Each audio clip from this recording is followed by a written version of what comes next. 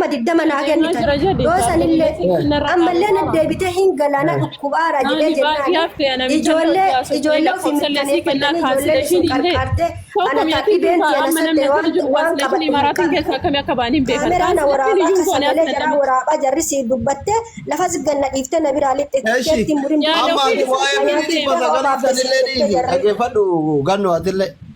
waa'ee birrii 900 namicha biraa kana dhiisee namichi sitti hin kennin duuba intalatara baga cancellation hin godhin galatoome mucayyoon tun yoo biyya galuu barbaadde nu galchuu irratti hin gargaaruu hin dandeetta akka maal ta'ee si gargaara nu isirraa qaba haa dhuftu na bira isin na bira haa dhuftu cancellation godhe akka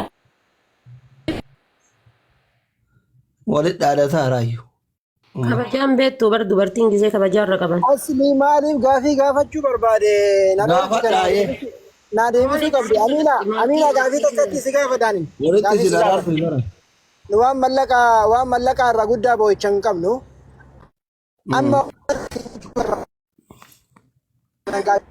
hayyee kafiila isiin bira jirtu sanirraa namni mallaqa fuudhuu danda'u, namni mallaqa ishee fuudhee galchuu danda'u si mataa kan keeti.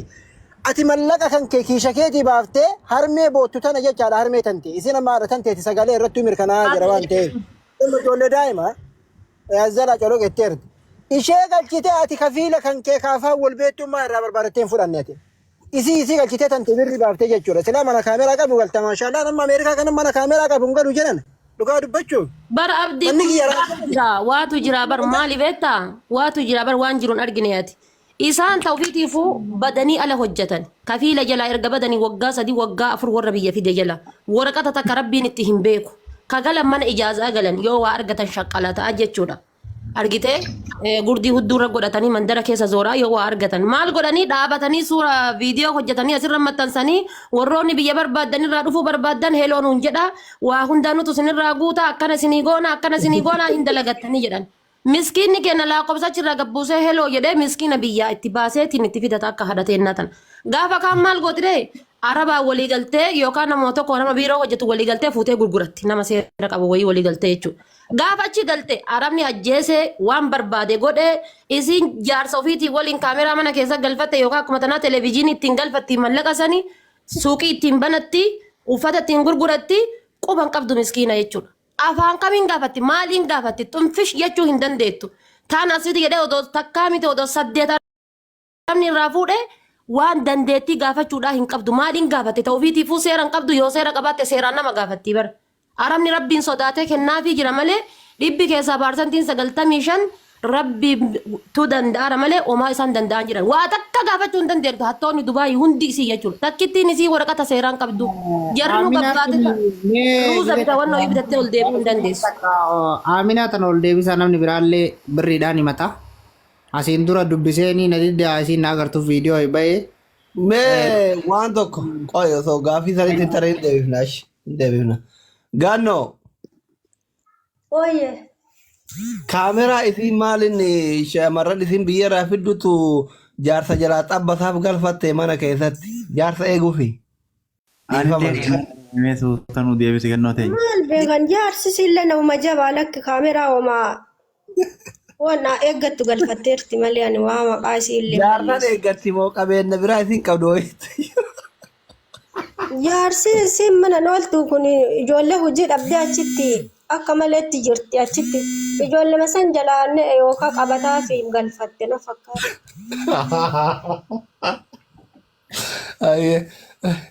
Okay, namni 2,000 fi 4,300 jirtan kun argitanii namni obbola haadha teessan gannoo bira dhaabbachuu barbaadan akkaawuntii yaa'u maallaqa 900 ta'an gara nyaattuma uuma isiin ifaayyattee fi malee warri galchee fi biraayyuu dabarsee hin jira.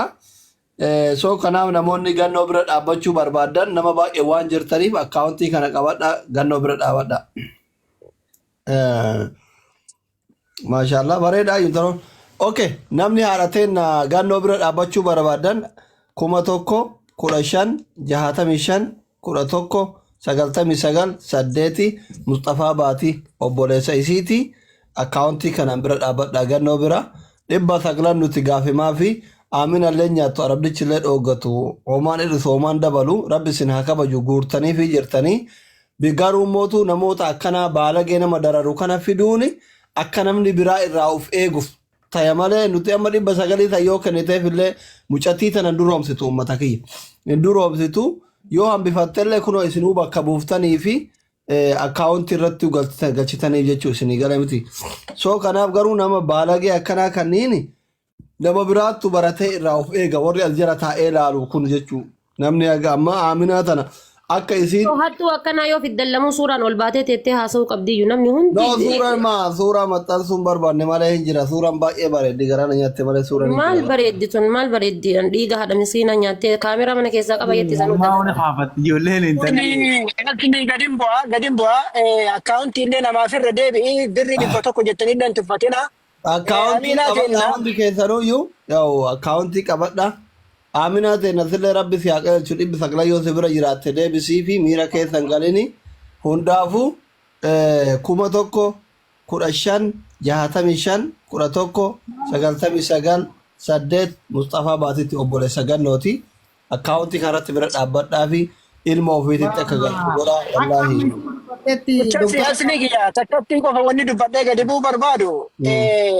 Akkana fakkaatutti Aaminaan tunillee intaluma Arsiin na fakkaata silaa mootiin gurra eeggata jedhanii atamma gurra nu nyaatte gurra kee of nyaattee kaatee nullee gurra nu nyaatte maqaa nu balleessite yoo dhugaa taate osoo isiin akumayyuu sirraa qabaachuu baatte osoo haqni siitu sirra jiraachuu baate akka tantee birrii 900 san kafattee fi kaatee yoo nu gaafatte agatti matanatti illee birmannaa.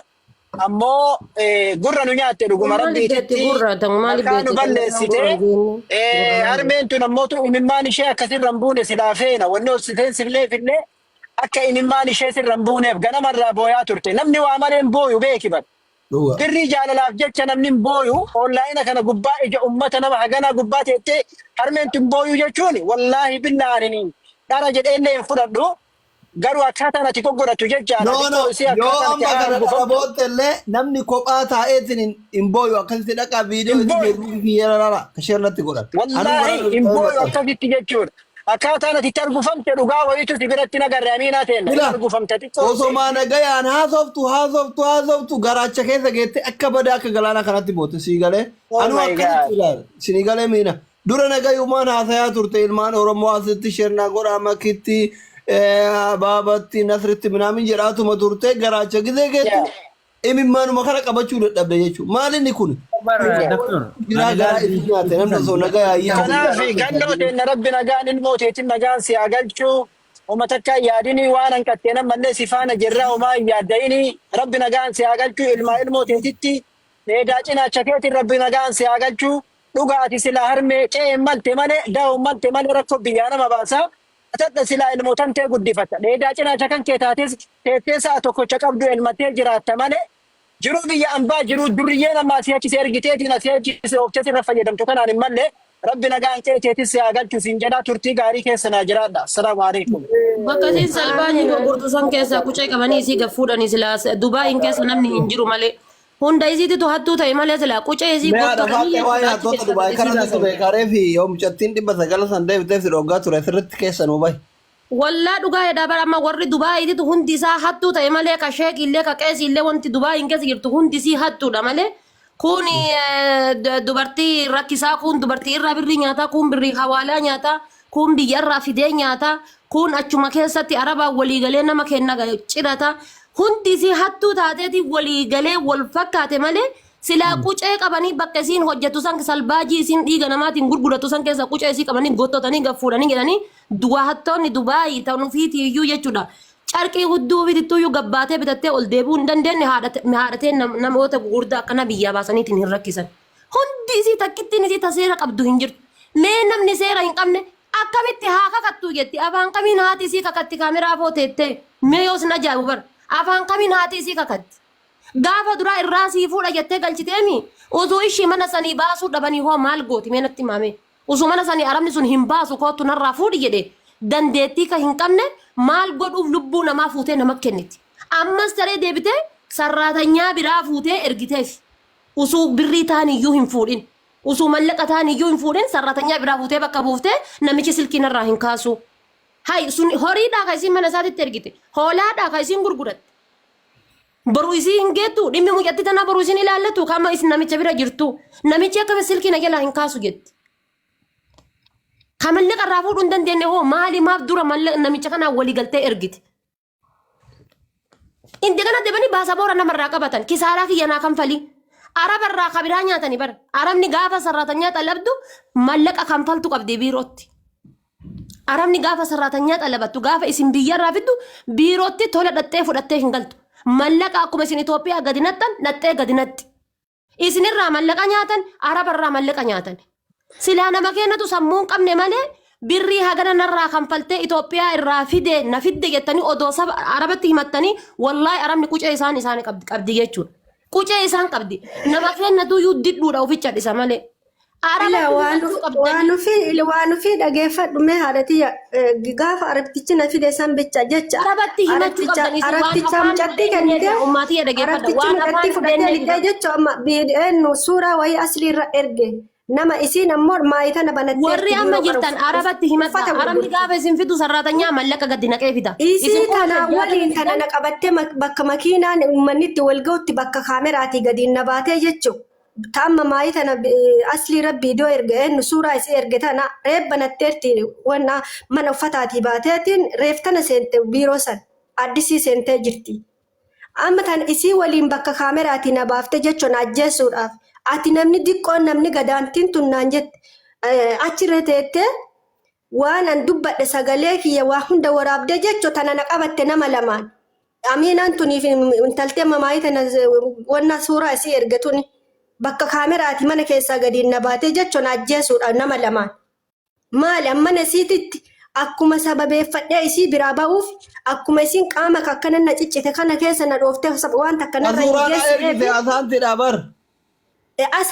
Asaantiin tunii fi dhiyoota na banatteerti isiin illee isiin ammoo fireeshiidha uummata dalagaa mana uffataa baneetiin nama lamaan ajjeesuudha jechuudha. Asaantiin dallala taate maa asaantiin. Amma dallala taateerti maqaa kiyya isii ajjeemna isii kutii qabna jettee takkallee jirti imaaniin takka keeri manaa dubbataa dhadhee laayifii isii irra na fiddee wallaahi mimmaan qabachoo dadhabdee.